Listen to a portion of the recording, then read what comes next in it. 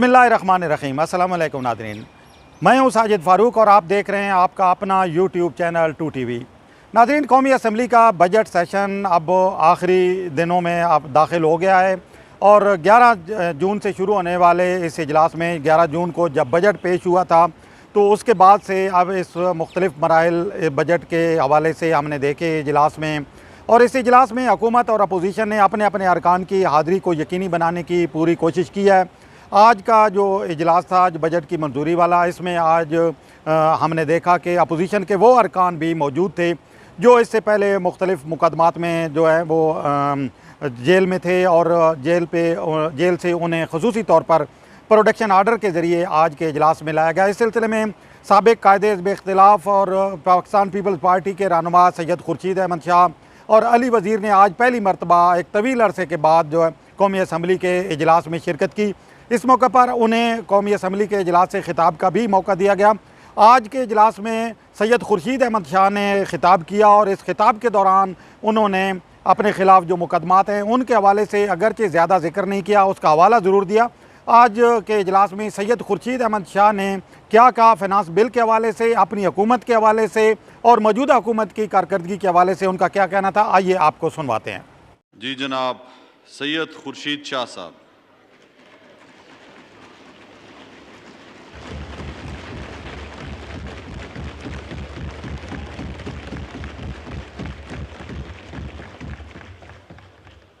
शुक्रिया deputy speaker साहब। काफ़ी अरसे के बाद मैं बजट इजलास में आया हूँ।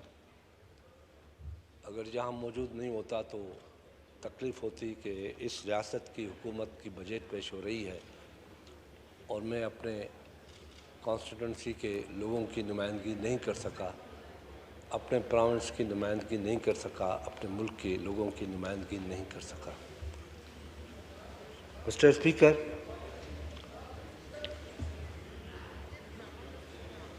मेरी कोशिश होगी कि मैं इस बजट पे ही रहूं। जो तलखियां हैं उनकी बातें यहाँ आज न करूं। वक्त पड़ा है। काफ़ी अरसे आने के बाद बहुत बड़ी तब्दीली नज़र आई। 3 फिनांस मिनिस्टर चेंज हुए। जो अभी फिनांस मिनिस्टर है वो भी हमारे दोस्त रहे हैं और हैं भी, और ये उम्मीद थी कि इनके होते हुए ये बजट टैक्स फ्री बजट होगा, मगर बजट के अंदर तकरीबन मेरे ख़्याल में 1100-1200 बिलियन की टैक्स लगी है। असल में तो मेरी स्पीच ये होनी चाहिए थी जो शुरुआत में जो बजट पेश हुआ, क्योंकि मैं अवेलेबल नहीं था, मुझे पार्लियामेंट ने नहीं बुलाया, इसलिए मैं शायद पूरी बात न कर सकूं। किसी भी मुल्क की मैशियत का दारोमदार फिगर्स पे नहीं होता। जीडीपी ग्रोथ कितनी है, एग्रीकल्चर ग्रोथ कितनी है, हमारे रिज़र्व कितने हैं, ये बातें कहने की ज़रूर होती है, मगर हकीकतन देखा जाता है कि लोगों के पेट के अंदर रोटी कितनी रिज़र्व है, उनका पेट भरा हुआ है या नहीं भरा हुआ है, वो भूखे सोते हैं या उनके पेट भरे हुए होते हैं, या माएँ बर्तन खटखटा के बच्चों को सुलाती है कि खाना तैयार हो रहा है। ये असल में मैशियत की निशानी होती है कि मुल्क के अवाम की खुशहाली मैशियत की बेहतरी की निशानदी होती है। मगर यहाँ पे मैंने देखा और दुख भी हुआ, तकलीफ़ भी हुई, क्योंकि मैंने 30-32 साल से इस पार्लियामेंट को देखा है। बड़ी बड़ी तलख बातें हुई मगर हाथापाई नहीं हुई। यहाँ मैंने गालियाँ सुनी टीवी पे। जो माएँ बहनें हमारी सबकी माएँ बहनें होती हैं, चाहे अपोजिशन हो चाहे गवर्नमेंट हो, वो यकसां होती हैं। वो गालियां सुनी। उन गरीब माँओं बहनों ने क्या कसूर किया था जो इस बड़े ऐवान में, जिसकी मैं तारीफ़ करते करते नहीं रुकता, हमेशा पार्लियामेंट की सुपरमेसी की बात करता आया हूँ कि ये पार्लियामेंट है तो ये मुल्क है, ये पार्लियामेंट नहीं है तो आप तसव्वुर भी नहीं करें कि हम जिंदा रह सकते हैं। क्योंकि ये नुमाइंदा, अब वो दौर नहीं है, मार्शलाओं का दौर नहीं है। अब दुनिया बहुत आगे जा रही है, बड़ी स्पीड से आगे जा रही है, बड़ी तेज़ी के साथ आगे जा रही है, और हम पीछे पीछे होते जा रहे हैं। हमें बहुत से मीडिया जो टॉक्स होती है उसमें बातें हुई कि पाकिस्तान ग्रे लिस्ट से नहीं निकला। मैंने देखा कि लोगों ने खुशी की बात की, मुझे तकलीफ हुई कि क्यों नहीं हम ग्रे लिस्ट से निकल सकते। ये किसी अपोजिशन की या गवर्नमेंट की बात नहीं है, ये इस मुल्क की बात है, इस रियासत की बात है। मगर हमारे कांव पे जूं नहीं चुनती। हम हर नेगेटिव बात को पॉजिटिव समझते हैं, हर पॉजिटिव बात को नेगेटिव समझते हैं। मिस्टर स्पीकर, इस मुल्क की सबसे बदकिस्मती यह है कि अपने मुल्क में हमने तालीमी अदारों को वो फ़रोग नहीं दिया जो इस मुल्क की रियासत के हुकूमत का फ़र्ज़ था। मैं आज ये बताना चाहता हूँ कि आज भी मुल्क की जीडीपी, जो टोटल जीडीपी है एजुकेशन की, वो 1.79 है। 96 में आप किताब निकाल के देख लें, जो रिपोर्ट है हमारी, 96 में हम 2.76 तक ले गए थे, 2.56 तक इस बजट को। आज बजट वो जीडीपी एजुकेशन का गिरता आ रहा है। हेल्थ का बजट बड़े दावे करते हैं हम, गिरता आ रहा है। गरीब की ताकत से दवाएं खरीदना, अपने आप को सेहतयाब बनाना बहुत मुश्किल हो चुका है। ये कार्ड बांटने से कुछ नहीं होता। आप कार्ड बांटने का बहुत बड़ा स्कैंडल आएगा आपके सामने, मैं आज कह रहा हूँ इस ऐवान में, क्योंकि जो काम चल रहा है वो हॉस्पिटल और बंदे के दरमियान चल रहा है, और ये स्कैंडल आएगा। दवाएं 100 से 400 गुना 500 गुना महंगी हो गई है। गरीब कहाँ से ले सकता है? और मैं खुदा की कसम बगैर किसी मुशाबत के ये कहता हूँ कि हेल्थ फैसिलिटीज़ में सिंध को लाख लाख सलाम है। जनाब स्पीकर, फाटा हो, गिलगित बल्तिस्तान हो, कश्मीर हो, अफगानिस्तान हो, सिंध की अस्पतालों में आते हैं जहाँ पे 20 लाख का ऑपरेशन होता है, वहाँ फ्री में ऑपरेशन होता है। जहाँ 50 लाख का इंस्ट्रूमेंट होता है दिल के लिए, वो 50 लाख का इंस्ट्रूमेंट फ्री में लगाया जाता है गरीब आदमी को। जिगर की बीमारी का जहां पे 70 लाख रुपया खर्चा है, वहां फ्री में हो रहा है। दवाएं फ्री में मिल रही हैं। कार्डियो पेशेंट से पूछा नहीं जाता कि तुम कहां से आए हो। ये तो अपनी जगह पे बातें हैं, ये मेरा हक बनता है कि तारीफ करूं।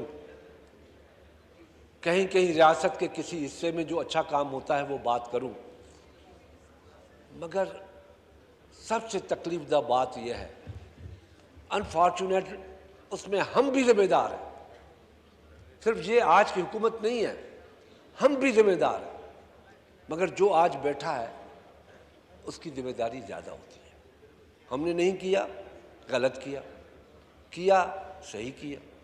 आज ये नहीं कर रहे तो ये गलत कर रहे हैं। इस मुल्क का सबसे बड़ा प्रॉब्लम जो है, जो एटम बम है, ये न्यूक्लियर पावर जो कहते हैं ना कि छीना जाएगा, ये किया जाएगा, फलाना होगा फलाना होगा, ये कुछ नहीं है।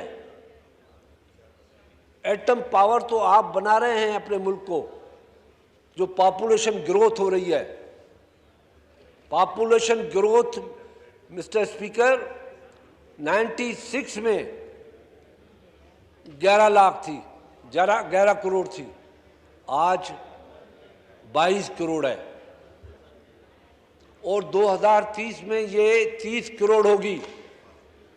क्या मैं ऑनरेबल फाइनेंस मिनिस्टर से पूछता हूं कि इस पे भी सोचा है कि इनका फूड बास्केट का क्या होगा, अस्पतालों का क्या होगा, दवाओं का क्या होगा, एजुकेशन का क्या होगा। हमारी ज़मीन कम होती जा रही है, हमारी ज़मीन कम होती जा रही है और पॉपुलेशन बढ़ती जा रही है, मल्टीपल पॉपुलेशन होती जा रही है। इस पे हमें सोचना नहीं, इस पे सोचना चाहिए कि कौन से इंसेंटिव दें कि पॉपुलेशन कम हो, कौन से इंसेंटिव दें। उस वक्त मुसलमान की तादाद कम थी, अल्हम्दुलिल्लाह हमारी तादाद अब दुनिया में बहुत बड़ी तादाद है। अब हम उस तादाद को रोटी दें, कल एक चीज से जान छुड़ाएं, कल दूसरी चीज में फंसेंगे। मानने में ये आता है कि मुझे जवाब मिलेगा कि ये प्रोविंशियल सब्जेक्ट है, जैसे कोरोना प्रोविंशियल सब्जेक्ट नहीं था, हेल्थ से ताल्लुक है मगर प्रोविंशियल सब्जेक्ट नहीं था। पॉपुलेशन को भी फेडरल गवर्नमेंट अपने कंधों पे उठाए, क्योंकि ये रियासत का मसला है। गिलास के अंदर कैपेसिटी पानी की 100 ग्राम की होगी, आप 150 ग्राम देंगे वो नीचे बहेगा। क्राइम इतना बढ़ेगा क्योंकि महंगाई इंतहा को पहुंच चुकी है। मैं तनकीद नहीं करना चाहता, आपने गरीब आदमी की ख्वाहिशों को कुचल दिया है। वो 1 तोला सोना लेते थे, उस पर भी आपने टैक्स लगा दिया। चांदी देना चाहता थे, वो उसको टैक्स लगा दिया। एग्रीकल्चर को आपने क्या दिया है? क्यों आपकी एग्रीकल्चर नहीं बढ़ती? उसके क्या रीजंस हैं? क्योंकि इसलिए एग्रीकल्चर नहीं बनती कि यहाँ पे रिसर्च तो अपनी जगह पे है प्रॉब्लम, मगर किसान की कुव्वत से ज़्यादा है ये अपना क्या कहते हैं, यूरिया, पोटाश, ये जितनी भी जीडीपी अपना डीएपी, 5,500-6 हज़ार रुपये का डीएपी कौन देगा? 3। मैं एक मिसाल देता हूँ, मियाँ मिट्ठू नहीं बनता। मैंने इस साल एक तजुर्बा किया अपने पास, वेबसाइट पे भी होगा, तजुर्बा किया कि हम कितनी गंदम उगा सकते हैं। हमारी गंदम की एवरेज 30 मन की एवरेज है, शायद उससे भी कम। ये एग्रो बेस्ड कंट्री है, एग्रो बेस्ड कंट्री है, एग्रो इंडस्ट्री कंट्री है। इसका असर ये है। मैंने एक तजुर्बा किया, 6 एकड़ पे तजुर्बा किया। उस तजुर्बे में मैंने उस मिकदार से जो ड्यू थी, उस मिकदार से खादें दी। 110 मन पर एकड़ मेरी गंदम आई है, 110 मन। तो इसका मतलब है हमें कैपेसिटी है। गवर्नमेंट वो फैसिलिटीज नहीं देना चाहती, हर साल ताली बजाई जाती है, ये इसमें कोई शक नहीं। आप जितने हुकूमत के मेंबरान बैठे हैं, इनके ऊपर 50-50 हज़ार पर मंथ टैक्स लगा दे और बजट पास करा दे, ये उस पर भी थंपिंग करेंगे, बाहर फिर होते फिरेंगे। हम तो टैक्स कैसा भी हो, मगर हम थंपिंग करके पास करते हैं, किताब नहीं देखते। अभी ऑयल केक पे ऊपर, बिनोला के ऊपर टैक्स लगाया, किसके ऊपर टैक्स है? ये डायरेक्टली किसान के ऊपर टैक्स है, डायरेक्टली। अब किसान कहाँ जाएगा? खादों पे पैसा दे, टैक्स पे पैसा दे, कहाँ से देगा? जबकि जैसे यूसुफ तालपुर साहब ने कहा कि इंडिया की क्या पोजीशन है, तो आप एक तो पॉपुलेशन ग्रोथ हमारी इतनी बढ़ रही है, दूसरा आप उसके फूड बास्केट का ख्याल नहीं करते, तीसरा पार्लियामेंट जो कुछ करना चाहती है उसको ऐसा ऐवान बना दिया कि मुझसे तो अपना जेल भी भूल गया। मैंने कहा शुक्र है मैं यहाँ हूँ, क्योंकि हमने हमेशा सुपरमेसी ऑफ पार्लियामेंट की बात की है। आपने आवाम को कौन सा चेहरा दिखाया है? ये चेहरा था जिस दिन यहाँ ताबड़तोड़ हमले हो रहे थे, ये चेहरा है हमारा। हमारा चेहरा तो खूबसूरत होना चाहिए, हमारा चेहरा तो ऐसा होना चाहिए कि लोग कहें नहीं हमारे नुमाइंदे काम कर रहे हैं, हमारी लड़ाई लड़ रहे हैं। मगर यहाँ तो ऐसी जैसे सर्कस था। अल्लाह गवाह है कि दिल नहीं कहता कि यहाँ पे आके ये बातें करें, क्योंकि मुझे पता है कि जो मैंने बातें की हैं इस पर अमल नहीं होगा। मगर हिस्ट्री में नाम लिखाने के लिए कि हमने अपने अवाम की नुमाइंदगी की। आपने किस किस चीज़ पे टैक्स नहीं लगाया? ऑनलाइन पे टैक्स लगाया है, आपने SMS पे टैक्स लगाया, बहुत से टैक्सेस लगाए हैं। और सबसे बड़ी बात जो मैं कहता हूँ आखिर में, आपका डायरेक्ट टैक्सेस रेशो कितना है, इनडायरेक्ट टैक्स का रेशो कितना है, इसको सिर्फ देख ले और फिर ये बजट पास करें। आज बजट को, फाइनेंस बिल को कल पे ले जाए, ये आके बता दे कि डायरेक्ट टैक्स कितना है और इनडायरेक्ट टैक्स कितना है, ये आपको पता पड़ेगा। जब ये एहसास ही नहीं है, जो इनडायरेक्ट टैक्स है वो भी गरीब आदमी के ऊपर, बड़े आदमी के ऊपर नहीं पड़ती जिसकी 20-22% है टोटल डायरेक्ट। ये गरीब पेट्रोल की कीमत पड़ेगी, गरीब भरेगा, पेट्रोल डीजल की कीमत पड़ेगी, किसान भरेगा, पेट्रोल डीजल की कीमत बढ़ेगी, किराए पे जाएगा, ट्रकों पे जाएगा। गरीब आदमी, हर तरफ से गरीब आदमी के ऊपर आज का टैक्स वजन है। और सबसे बड़ी बात है कि इस पार्लियामेंट का सीरियसनेस नजर नहीं आता। यह पार्लियामेंट सीरियसली सोचने के लिए तैयार नहीं है। वजन है तो फाइनेंस मिनिस्टर जाने, उनका काम जाने, वजन है तो फलाना जाने, फलाने का काम जाने। जनाब, हमें मिल बैठ के वजन उठाना चाहिए। इस पार्लियामेंट को इज्जत दो, इस पार्लियामेंट का एहतराम करो, इसको मच्छी मार्केट नहीं बनाओ। आपको सोचना पड़ेगा कि हमें क्या करना चाहिए, मगर यहाँ पे ये सोच आज ख़त्म हो चुकी है। आज अपोजिशन बिहेव कर रही है पार्लियामेंट के साथ, खामोशी के साथ बिहेव कर रही है।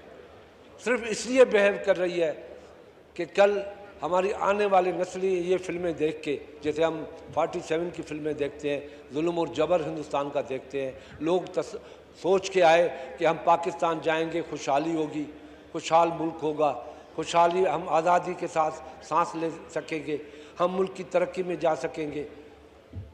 मगर हमारे ख्वाब अधूरे रह गए और उस अधूरे ख्वाबों के सहारे पे हम चल रहे हैं।